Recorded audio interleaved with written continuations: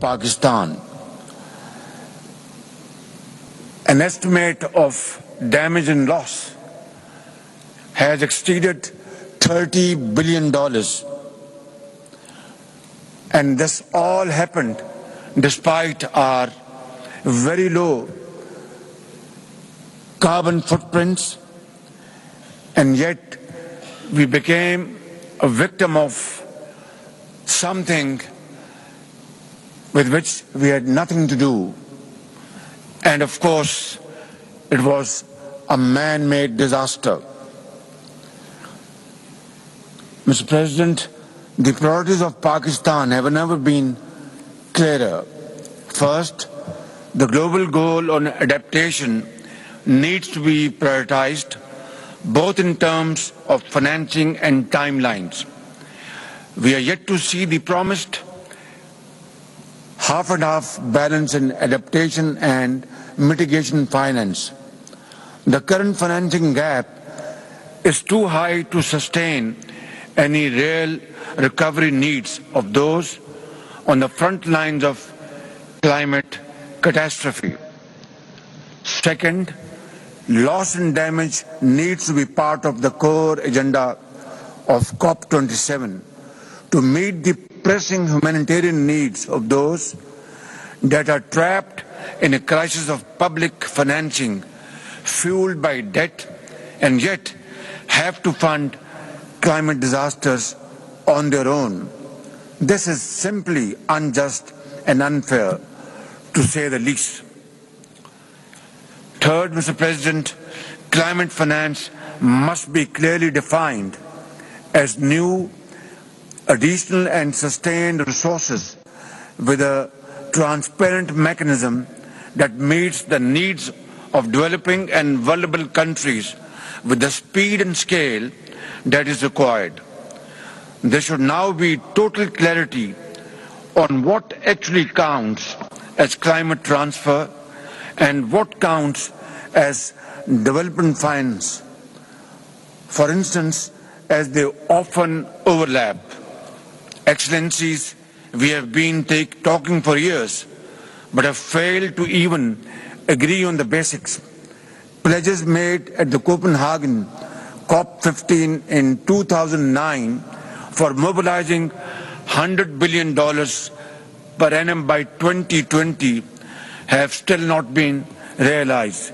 They need to be enhanced given the increased frequency and intensity of climate extreme events. Fourth, a global climate risk index of all parties of the UNFCCC must be created under the auspices of the UN system. Projects from the most vulnerable countries on this index must get prioritized and speedy approvals for climate finance. And finally, mitigation ambition needs to be revived in a clear burden share formula. The promise of common but differentiated responsibilities must be respected as we race towards a much higher trajectory of warming than defined in the Paris Agreement.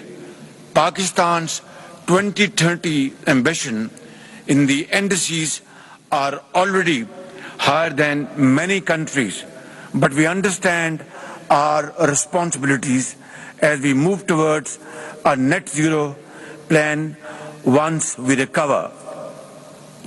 Excellencies, unless there is a transformational shift in the flow of capacities, finance and technology that reverses the pyramid of climate capital, the bargain between the North and the South will not work.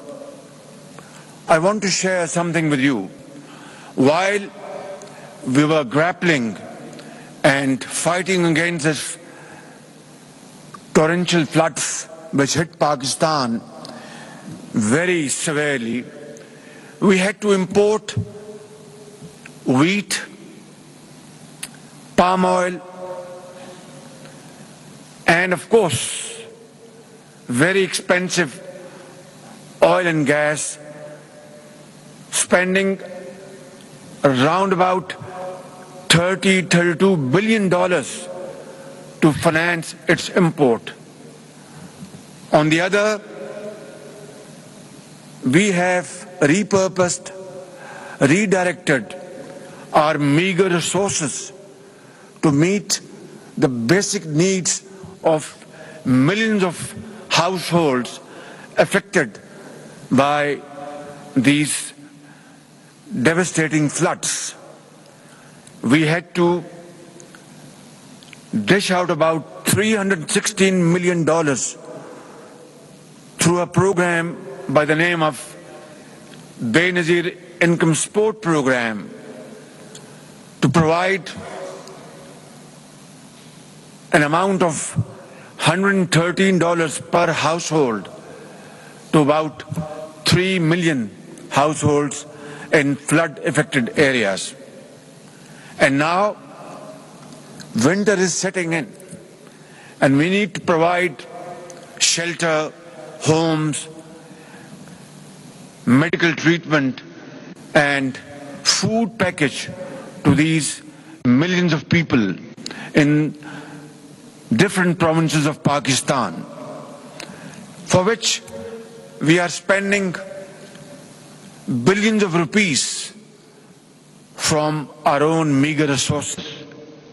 Now imagine, ladies and gentlemen, on one hand, we have to cater for our food security for the common man by spending billions of dollars. And on the other, we have to spend billions of dollars to protect flood-affected people from further miseries and difficulties. How on earth can one expect from us that we will undertake this gigantic task on our own?